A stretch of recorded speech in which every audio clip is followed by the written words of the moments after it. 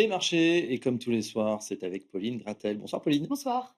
Les indices sont plutôt dans le vert aujourd'hui. Oui, on commence tout de suite avec les indices européens qui évoluent en ordre dispersé. Le CAC 40 était en hausse plus marquée au cours de la séance, mais elle s'est essoufflée et il évolue désormais autour de 7 750 points après avoir dépassé les 7 800 points ce matin. Aux États-Unis, les indices sont globalement dans le vert. Le S&P 500 et le MSCI World ont inscrit de nouveaux plus hauts. Ouais, il faut dire qu'on a un effet booster du côté du Nasdaq, notamment avec la valeur Oracle. Oui, Oracle a créé la surprise hier soir en présentant aux investisseurs des prévisions exceptionnelles. Le titre s'envolait de près de 30% dans les échanges après-bourse. L'entreprise attend que son chiffre d'affaires d'infrastructure cloud bondisse à 18 milliards de dollars pour 2026, soit une hausse de près de 80% par rapport à un an plus tôt. Ouais, ça, c'est plutôt des bonnes nouvelles. Et du côté de leurs prévisions, c'est la même chose à horizon 2030.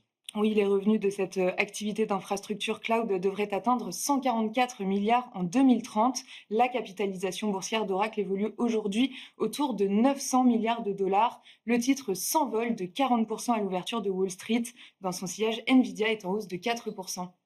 En Europe, ce sont plutôt les valeurs de la défense qui sont recherchées. Absolument, des drones russes ont survolé l'espace aérien polonais lors d'une attaque contre l'Ukraine cette nuit. Un site d'assaut aviation et Thales grimpe de 3 et 4%. Dans les autres valeurs, Legrand inscrit un nouveau plus haut et Schneider Electric grimpe de 2%. Allez, côté Espagne, on file du côté de Inditex, c'est la maison mère de Zara. Oui, le titre bondit de 6% à Madrid. La maison mère de Zara fait état d'un semestre moins bon qu'attendu, mais fait surtout preuve d'optimisme pour la suite.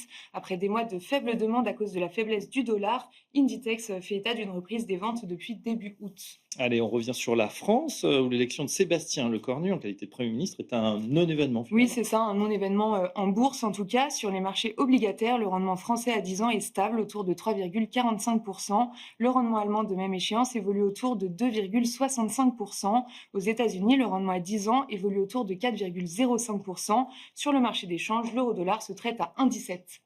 Les prix à la production américaine, c'était le chiffre du jour. Oui, pour le mois d'août, les prix à la production reculent de 0,1% sur un mois et sont en hausse de 2,6% sur un an. Les chiffres de juillet ont été révisés en légère baisse, progressant ainsi de 0,7% sur un mois et de 3,1% sur un an. Qu'est-ce qu'on va surveiller demain, Pauline? Demain, il y aura deux grands rendez-vous, l'un en zone euro avec la décision monétaire de la Banque centrale européenne qui devrait opter pour le statu quo et le second rendez-vous aux États-Unis avec l'inflation du mois d'août à quelques jours de la réunion de la Réserve fédérale. Ah bah, c'est parfait. Merci Pauline, comme tous les soirs, voilà tout ce qu'il faut savoir dans la journée boursière. Allez, tout de suite, c'est l'heure de Planète Marché avec nos experts.